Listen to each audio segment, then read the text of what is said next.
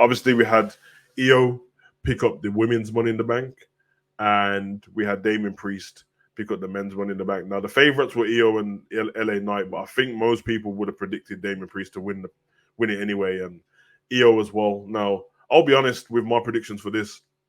It's who I predicted to win, but it's not who I wanted to win. The Damien Priest one I was fine with. I didn't think it was a very strong Money in the Bank selection. But at the same time, I think that might just be based on where we are in wrestling. I don't actually think it's based on who's on the roster. I would have loved to see somebody like Edge in one of those matches, AJ Styles maybe as well. I think you could throw. I don't think you have to get rid of people in the Money in the Bank. I would throw 2 more people in. Make it a big one. We've had massive ones before. I think the first Money in the Bank had like 8 people in it. And then for the women's one, I wanted Zelina Vega to win, just because she's hot off what happened in Puerto Rico. She's with LWO, which is going well, but I can see that it's falling away already in terms of excitement. Because now when the music hits and you hear Viva La Raza and Eddie, it all of a sudden, pretty fast, it's died down. Now I know that they said that Carlito might come back to WWE. I don't think that's going to be a massive thing. I think it's going to be a great pop. I like Carlito. Actually, I'm a massive fan of him, but I don't think that name is going to cause like this big turnaround in the business. People will be excited to see him, and then after a week, they'll get back to how it was before, because we've seen this over and over again. In terms of Io Sky, she can be a great champion, but I just don't know if you take what she was doing in NXT as champion. She wasn't talking very much on the mic in NXT, damn near not a lot at all. She didn't have to tour with the belt, and she had most of it in lockdown, if not all of it.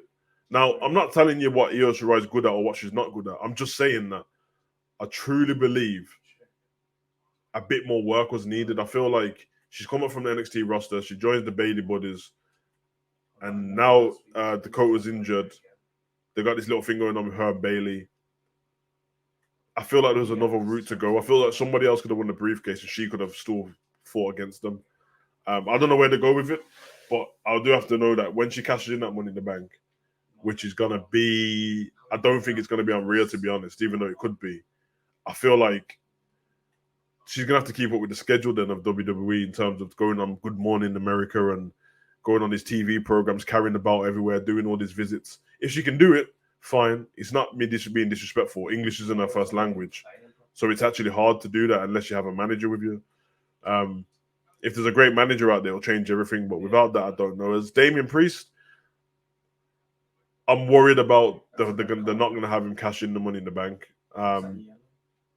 He might go down the route of actually making him, Seth, and Finn a triple threat match, thinking he can beat them in a proper match, which will be interesting. But we'll see what happens with Priest going forward. I don't 100% know yet.